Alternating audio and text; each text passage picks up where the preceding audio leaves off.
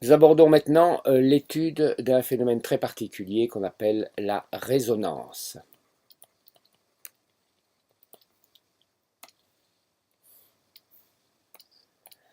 La résonance est un phénomène oscillatoire très important qui se produit dans certaines conditions.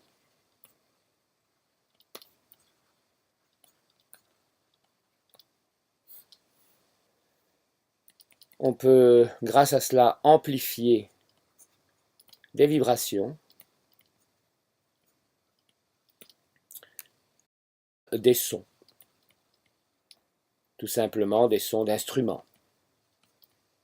C'est largement utilisé dans les instruments de musique. Point 1, oscillateur couplé.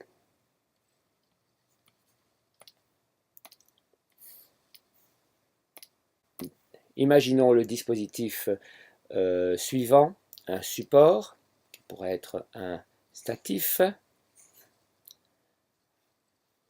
sur lequel nous allons accrocher une ficelle, une autre ficelle, maintenue entre elles grâce à un tout petit fil et une petite masselotte, du plomb de pêche par exemple. Et puis la ficelle continue par ici avec une autre masse, une véritable masse, n'est-ce pas? Et puis de ce côté-ci aussi, une masse. Cette masse sera la masse 1, ceci sera la masse 2.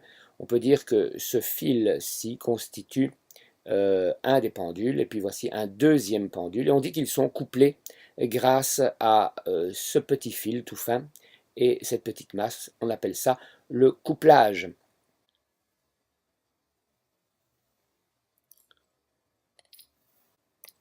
Première expérience, on va considérer deux pendules de même longueur. On a remarqué sur le schéma précédent que la longueur des fils, celle-ci, là, cette longueur-ci et cette longueur-là étaient les mêmes. Donc ce sont deux pendules qui vont osciller avec la même fréquence puisqu'ils ont la même longueur. On écarte le pendule 1 de sa position d'équilibre. Puis on le lâche, et bien entendu, il oscille. On va remarquer très vite que l'amplitude du pendule 1 va diminuer, mais que l'amplitude du pendule 2 va augmenter, et cela de manière graduelle. À un moment donné, on va constater même que A1 sera environ nul. Donc pas d'amplitude, donc le mouvement va s'arrêter pour le pendule qu'on a pourtant mis initialement en mouvement. Et puis par contre, au même moment, l'amplitude du pendule 2 sera maximale. On peut dire donc qu'il y a eu transfert d'énergie du pendule 1 vers le pendule 2. Ensuite, le processus va s'inverser. C'est tout à fait particulier. C'est-à-dire qu'on va voir que le pendule 2, donc celui qui a été mis en mouvement par le pendule 1, va lui-même transférer de l'énergie au pendule 1 qui va se remettre à osciller. Voilà, et ce système de va-et-vient va s'effectuer quelquefois jusqu'à amortissement total des oscillations des deux pendules. Passons à l'expérience 2.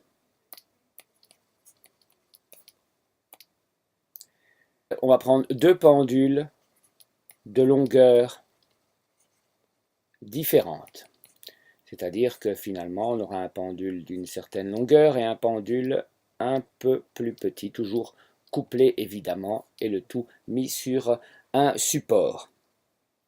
Eh bien, on va écarter le pendule 1 de sa position d'équilibre. On va lâcher et il va osciller.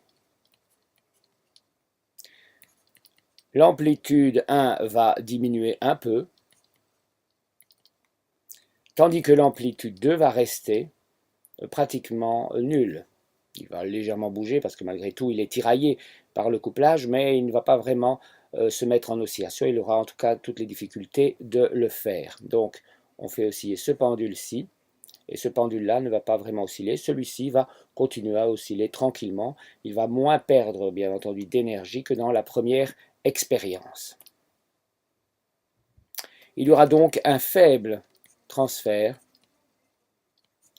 d'énergie. On ne peut pas dire qu'il n'y avait pas de transfert d'énergie, évidemment. Il a reçu quelques secousses. Voilà la situation. On peut donc conclure certaines choses. Mais avant cela, donnons quelques définitions de base. Définition, qu'est-ce qu'un couplage? Si ce n'est un lien entre les oscillateurs, en l'occurrence ici, les deux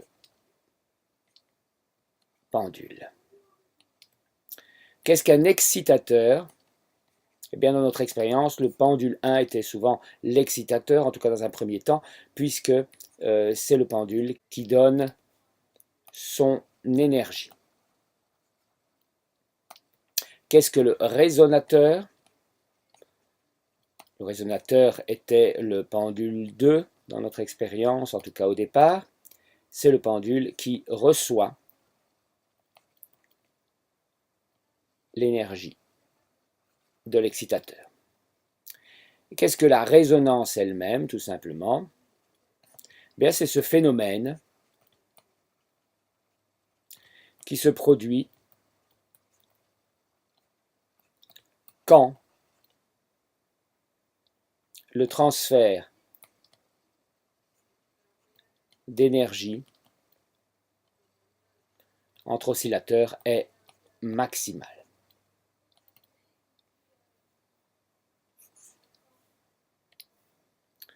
Et donc, à présent, quelques conclusions de ces expériences.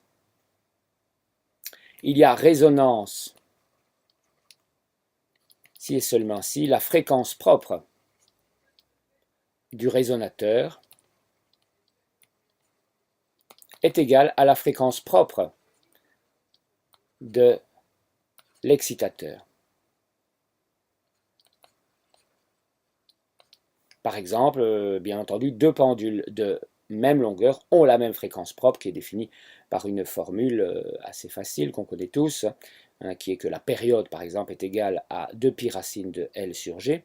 Eh bien, s'ils ont la même longueur, ils ont la même période, donc la même fréquence, et dans ce cas-là, on peut obtenir un phénomène de résonance. Rappelons que la résonance absorbe l'énergie de manière préférentielle à sa fréquence propre. On dit que c'est évidemment sélectif.